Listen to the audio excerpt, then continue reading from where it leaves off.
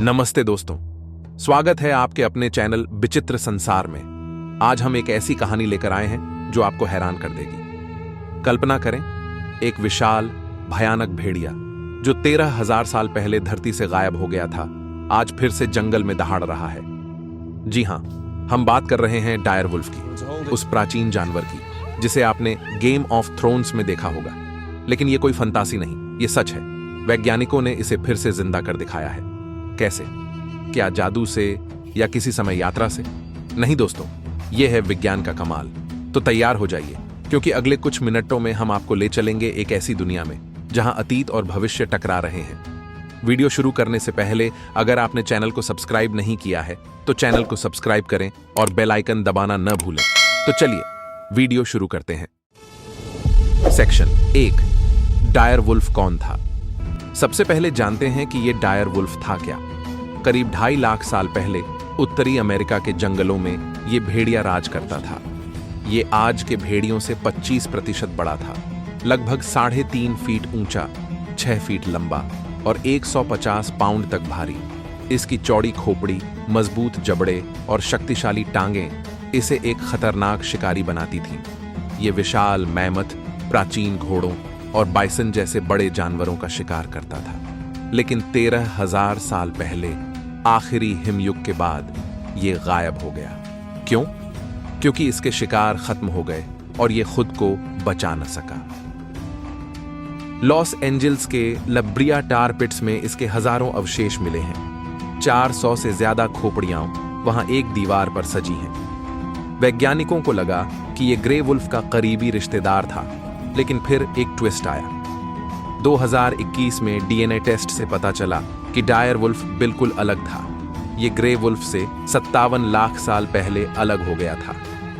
तो ये कोई साधारण भेड़िया नहीं, बल्कि एक अनोखी प्रजाति थी जिसका नाम है एनोसायनडायरस। लेकिन सवाल ये है, इतने साल बाद इसे वापस कैसे लाया गया? सेक्शन 2, विज्ञान का जादू। अब आते हैं असली रहस्य पर। डलास की एक बायोटेक कंपनी कोलोसल बायोसाइंसेस ने इस चमत्कार को अंजाम दिया। इन वैज्ञानिकों ने 2 प्राचीन अवशेषों से डीएनए निकाला, एक 13,000 साल पुराना दांत और एक 72,000 साल पुरानी खोपड़ी। फिर क्या? उन्होंने इस डीएनए को पढ़ा और ग्रे वुल्फ, जो इसका सबसे करीबी रिश्तेदार है, के डीएनए से तुलना की। उन्होंने पाया कि डायर वुल्फ के 14 जीन में 20 खास अंतर थे। ये अंतर इसके बड़े आकार, सफेद फर, चौड़े सिर और दमदार आवाज के लिए जिम्मेदार थे। अब यहां आया विज्ञान का जादू, CRISPR तकनीक। इसकी मदद से उन्होंने ग्रे वुल्फ के डीएनए को एडिट किया। ग्रे वुल्फ की कोशिकाओं में डायर वुल्फ के गुण डाले गए, बिना किसी पुराने डीएनए को जोड़े।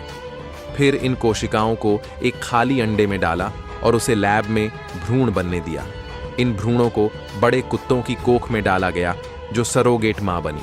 और फिर 1 अक्टूबर 2024 को 2 भेड़िए पैदा हुए, रोमुलस और रेमस। जनवरी 2025 में तीसरी बहन आई, खलीसी। नाम सुने सुने लगते हैं ना? जी हां, गेम ऑफ थ्रोन्स से प्रेरित। ये तीनों आज उत्तरी अमेरिका के एक गुप्त 2000 एकड़ के जंगल में रहते हैं। लेकिन क्या ये सचमुच डायर वुल्फ हैं? कुछ वैज्ञानिक कहते हैं ये 99.5% ग्रे वुल्फ हैं, बस थोड़े से डायर वुल्फ गुणों के साथ। तो क्या ये हाइब्रिड हैं? ये सवाल अभी बहस का मुद्दा है। सेक्शन 3, भविष्य और सवाल। अब सवाल ये है, ये भेड़िए यहां क्यों लाए गए? कोलोसल का कहना है कि ये तकनीक विलुप्त प्रजातियों को वापस लाने का सबूत है। वे मैमथ, डोडो और तस्मानियन टाइगर को भी लाने की तैयारी में है। लेकिन सोचिए, अगर डायर वुल्फ जंगल में छोड़ दिए गए तो क्या होगा? उनके पुराने शिकार मैमथ और विशाल बाइसन अब नहीं है। क्या ये आधुनिक दुनिया में जी पाएंगे? कुछ वैज्ञानिक कहते हैं कि ये कोशिश बेकार है। आज के लुप्तप्राय जानवरों लाइक रेड वुल्फ को बचाना ज्यादा जरूरी है। लेकिन कोलोसल का तर्क है कि उनकी तकनीक संरक्षण में मदद कर सकती है, जैसे जीन एडिटिंग से प्रजातियों को मजबूत बनाना। फिर भी एक डरावना सवाल है, क्या हम प्रकृति के साथ छेड़छाड़ कर रहे हैं? अगर ये भेड़िए जंगल में गए और कुछ गड़बड़ हुई तो क्या हम एक नया संकट पैदा करेंगे? क्या आपको लगता है कि हमें अतीत को फिर से जगा देना चाहिए या जो है उसे बचाने पर ध्यान देना चाहिए? नीचे कमेंट में अपनी राय जरूर बताएं। अगर आपको ये रहस्य पसंद आया तो लाइक करें, अपने दोस्तों के साथ शेयर करें और विचित्र संसार को सब्सक्राइब करना न भूलें।